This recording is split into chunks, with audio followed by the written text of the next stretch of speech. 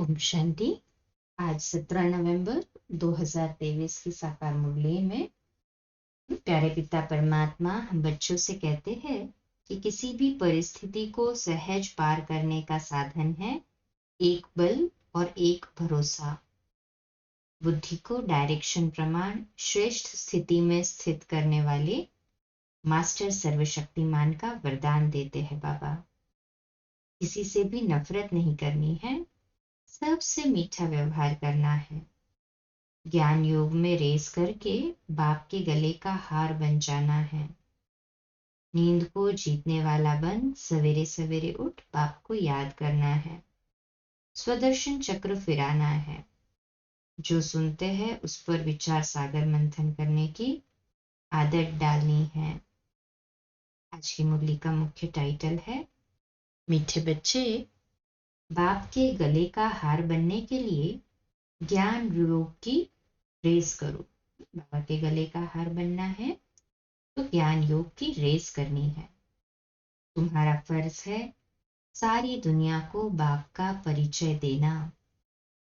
प्रश्न, इस मस्ती में सदा रहो तो बीमारी भी ठीक होती जाएगी।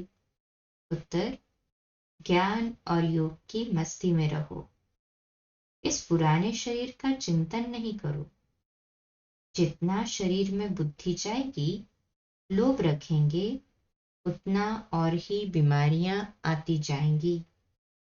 इस शरीर को श्रृंगारना, पाउडर क्रीम आदि लगाना, ये सब फालतू श्रृंगार है।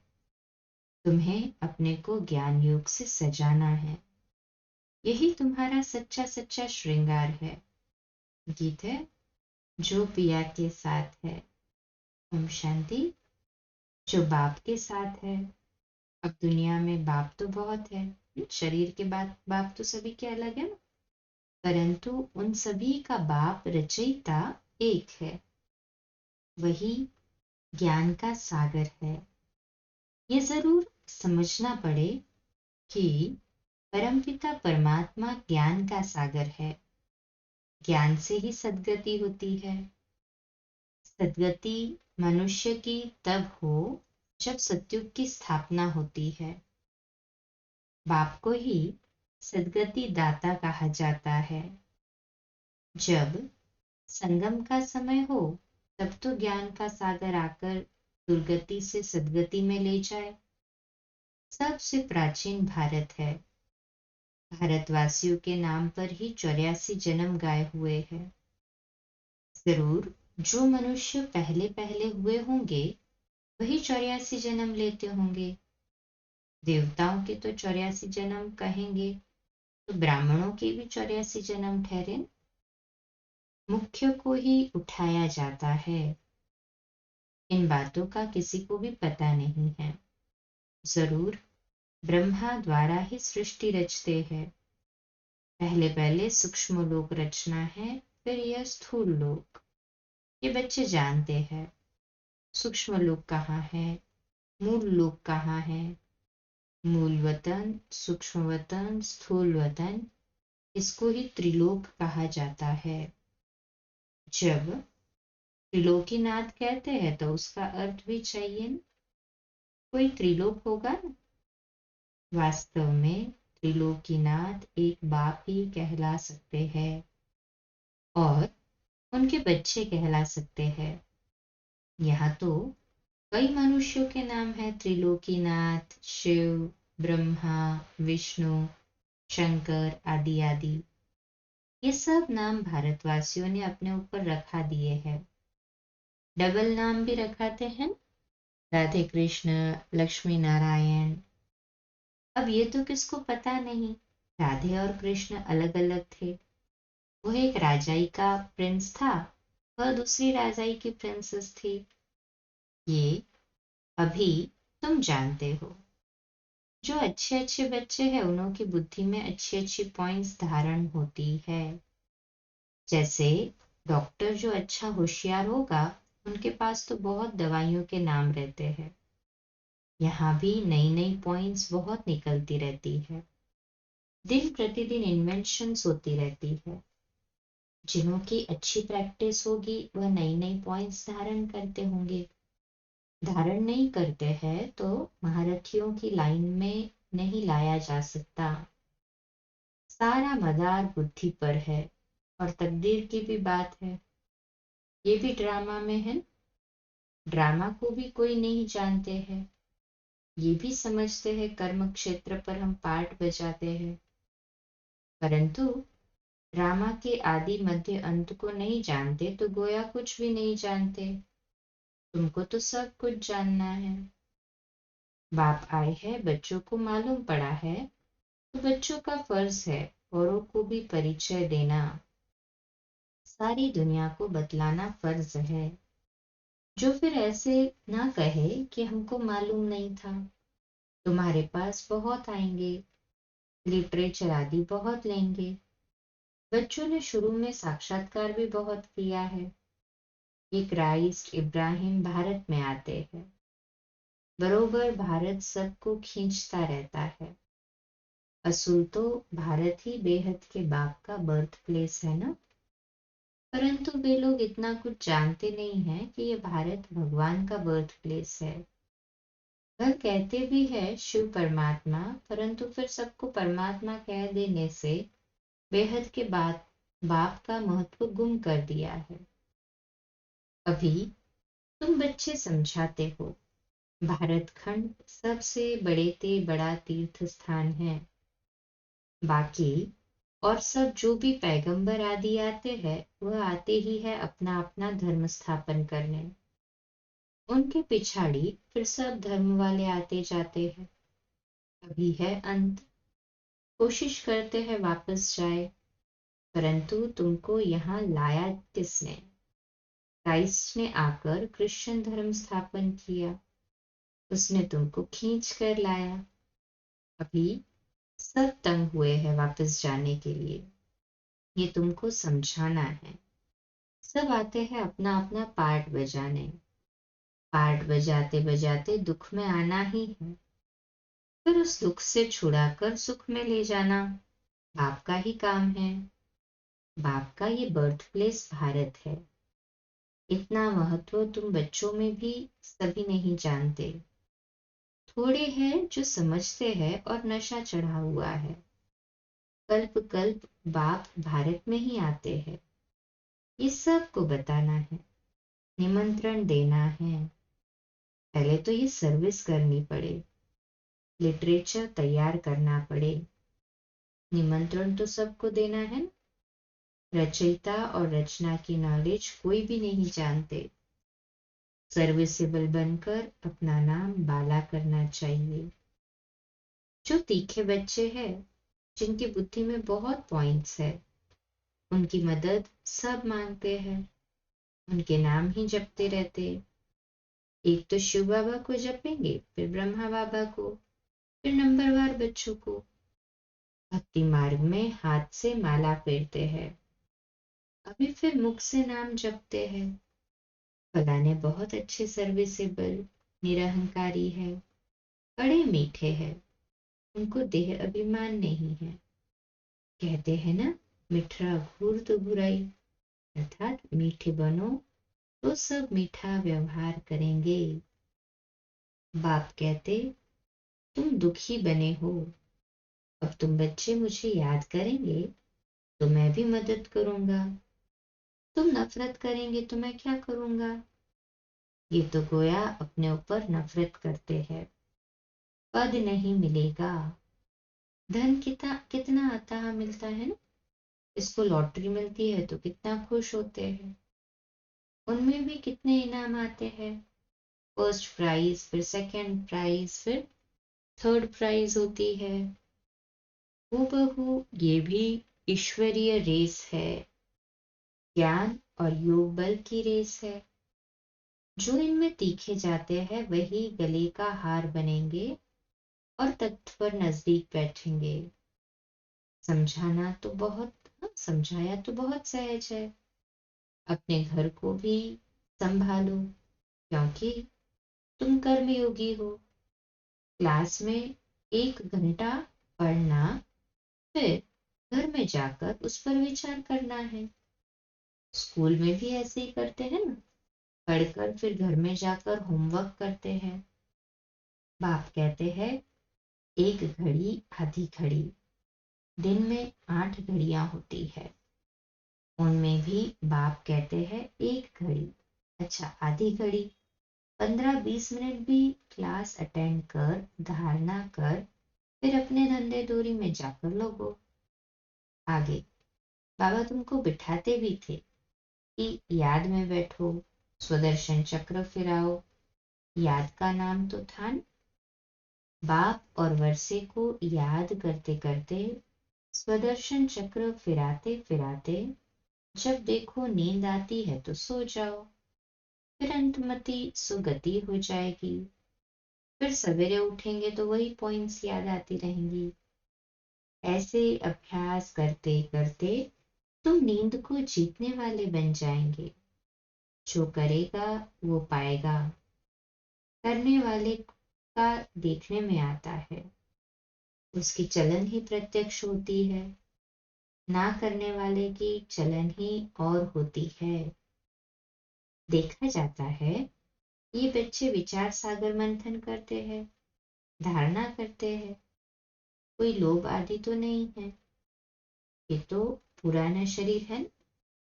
ये शरीर ठीक भी तब रहेगा जब ज्ञान और योग की धारणा होगी। धारणा नहीं होगी तो शरीर और ही सड़ता जाएगा। नया शरीर फिर भविष्य में मिलता है। सतयुग में नया शरीर मिलेगा, आत्मा को प्योर बनाना है। ये तो पुराना शरीर है, इनको कितना भी पाउडर लिपस्टिक आदि लगाओ, श्रृंगार करो, तो भी बर्थ नॉट ए पेनी है। ये श्रृंगार सब फालतू है। तुम सब की सगाई शिव बाबा से हुई है। जब शादी होती है तो उस दिन पुराने कपड़े पहनते हैं। अभी शरीर को श्रृंगारना नहीं है। ज्ञान और योग से अपने को सजाएंगे तो फिर भविष्य में प्रिंस प्रिंसेस बनेंगे। ये है ज्ञान मान सरोवर। इसमें ज्ञान की डुबकी मारते रहो तो स्वर्ग की परी बनेंगे।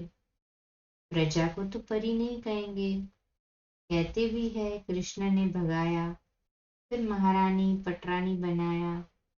ऐसे तो नहीं कहेंगे कि भगाकर फिर प्रजा में चंडाल आदि बनाया। भगाया ही महाराजा महारानी बनाने के लिए है। तुमको भी पुरुषार्थ करना चाहिए, ऐसे नहीं जो पद मिले सो ठीक। यहाँ मुख्य है पढ़ाई। ये पाठशाला है, गीता पाठशाला बहुत खोलते हैं। वो बैठ सिर्फ गीता सुनाते हैं, कंठ कराते हैं। कोई एक श्लोक उठाकर फिर आधा पौधा घंटा उस पर बोलते हैं। इससे फायदा तो कुछ भी नहीं। यहाँ तो बाप बैठ पढ़ाते हैं, एम ऑब्जेक्ट क्लियर है। और कोई भी वेद शास्त्र जप तप आदि करने से कोई एम ऑब्जेक्ट नहीं है। बस पुरुषार्थ करते रहो, परंतु मिलेगा क्या? जब बहुत भक्ति करते हैं तब भगवान मिलते हैं। सो भी रात के बाद दिन जरूर आना है, समय पर होगा। कल्प की आयु कोई क्या बतलाते कोई क्या बतलाते हैं। समझाओ तो कहते हैं शास्त्र कैसे झूठे होंगे। भगवान थोड़ी झूठ बोल सकता। समझाने की सिर्फ ताकत चाहिए। तुम बच्चों में योग का बल चाहिए। योग बल से सब काम सहज हो जाते हैं। कोई काम नहीं कर सकते हैं तो गोया ताकत नहीं है, योग नहीं है। कहाँ कहाँ बाबा भी मदद करते हैं। ड्रामा में जो नोंद है वह रिपीट होता है, यह भी हम समझते हैं। और कोई ड्रामा को समझते ही नहीं है। सेकेंड बाय सेकेंड जो पास होता जाता, टिक टिक होता जाता है। हम श्रीमत पर एक्ट में आते हैं। श्रीमत के यथार्थ कर्म करते हैं ना, तो उसे कहेंगे कि श्रीमत पर एक्ट में आते हैं। श्रीमत पर नहीं चलेंगे तो श्रेष्ठ कैसे बनेंगे? सब एक जैसे बन नहीं सकते। ये लोग समझते हैं हम एक हो जाए, एक का अर्थ नहीं समझते। एक क्या हो जाए? क्या एक फादर हो जाना चाहिए व एक ब्रदर हो जाना चाहिए? ब्रदर कहे तो भी ठीक है, श्रीमत पर बरोबर हम एक हो सकते हैं। तुम सब एक मत पर चलते हो, तुम्हारा बाप, टीचर, गुरु एक ही है। जो श्रीमत पर पूरा नहीं चलते तो वो श्रेष्ठ भी नहीं बनेंगे। एकदम नहीं चलेंगे तो खत्म हो जाएंगे। रेस में उनको ही निकालते हैं जो लायक होते हैं।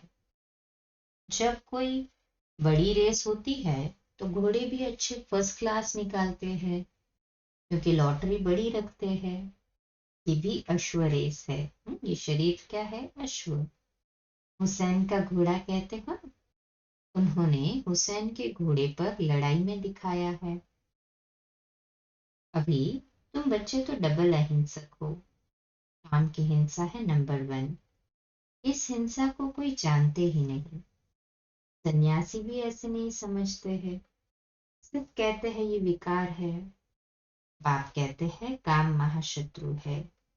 यही आदि मध्य अंत तुमको दुख, अर्थात यही तुमको दुख देता है। आदि मध्य अंत तुमको ये सिद्ध कर बताना है कि हमारा प्रवृत्ति मार्ग का राजयोग है, तुम्हारा हठ योग है। तुम शंकराचार्य से हठ योग सीखते हो, हम शिवाचार्य से राजयोग सीखते हैं। ऐसी ऐसी बातें समय पर सुनाना चाहिए। कोई तुमसे पूछे कि देवताओं के 84 जन्म हैं, तो भला इन क्रिश्चियन आदि के कितने जन्म हैं? बोलो, ये तो तुम हिसाब करो ना। 5000 वर्ष में 84 जन्म हुए, क्राइस्ट को 2000 वर्ष हुए। हिसाब करो, एवरेज कितने जन्म हुए? 30-32 जन्म होंगे। ये तो क्लियर है। जो बहुत सुख देखते हैं वह दुख भी बहुत देखते हैं। उन्हों को कम सुख तो कम दुख मिलता है।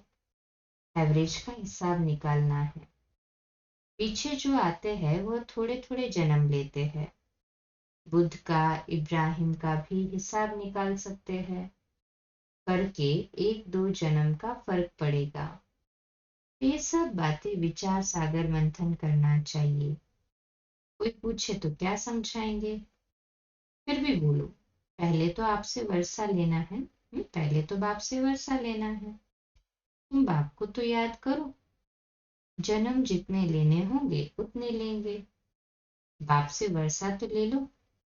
अच्छी रीति समझाना है। मेहनत का काम है, मेहनत से ही सक्सेसफुल होंगे। इसमें बड़ी विशाल बुद्धि चाहिए। बाबा से और बाबा के धन से बहुत लव चाहिए। कोई तो धन ही नहीं लेते।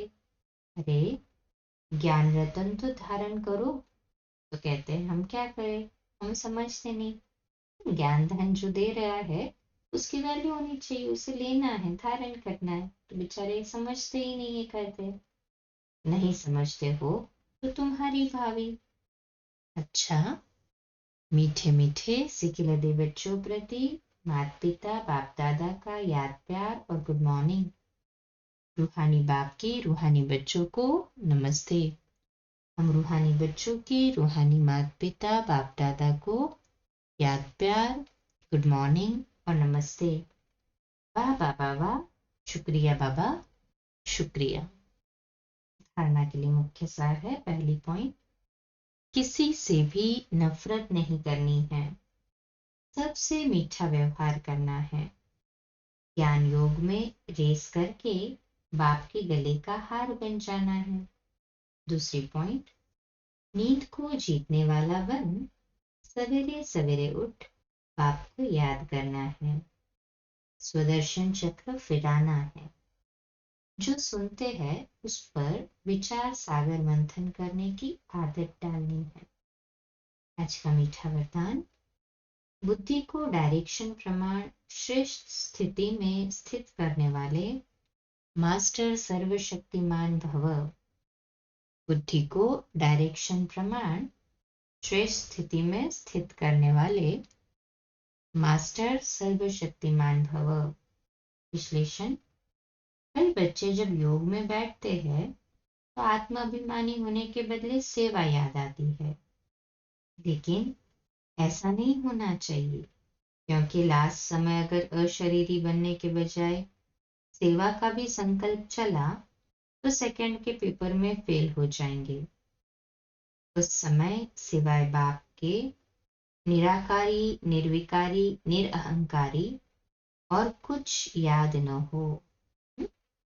जब भी बाबा कहते हैं लास्ट समय होगा तो अशरीरी बनने की प्रैक्टिस होगी, आत्माभिमानी बनने की प्रैक्टिस होगी, तो सेकंड में डिटैच हो जाएगी और कोई संकल्प नहीं चलेगा।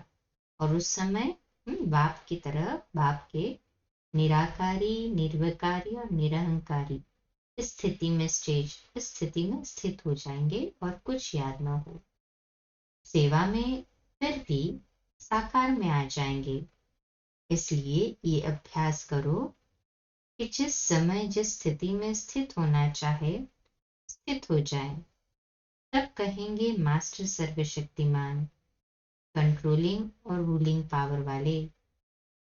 स्लोगन है, किसी भी परिस्थिति को सहज पार करने का साधन है एक बल, एक भरोसा। किसी भी परिस्थिति को सहज पार करने का साधन है एक बल, एक भरोसा। आज का स्वमान है, मैं उमंग उत्साह बढ़ाने वाली हूँ। मैं उमंग उत्साह बढ़ाने वाली हूँ। आज का व्यक्त इशारा है, सदा हर सेकंड उमंग उत्साह बढ़ता रहे तो एक दिन इस विश्व को उत्साह भरा अपना राज्य बना लेंगे। इसलिए सदा हर एक में उत्साह भरना और दुआएं लेना। हर सेकंड दुआएं लेते जाओ और दुआएं देते जाओ। आपकी दुआओं से सदा सर्व आत्माएं सुखी हो जाएंगी।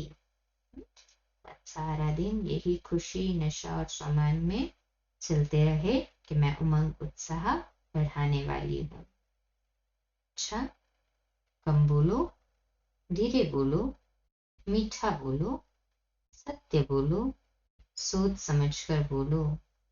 निमित्त भाव, निर्माण भाव, निर्मल वाणी। आज का नया दिन आप सभी को मुबारक हो, मुबारक हो, मुबारक हो। शुभ दिवस। आज रात्रि क्लास 8:45 बजे, कल सुबह अमृत वेला मेडिटेशन 3:30 से 4:30 और प्रातः मुरली क्लास 4:45 बजे। अच्छा, पुनः आपको आज का नया दिन मुबारक हो, मुबारक हो, मुबारक हो। ओम शांति। शुभ दिवस।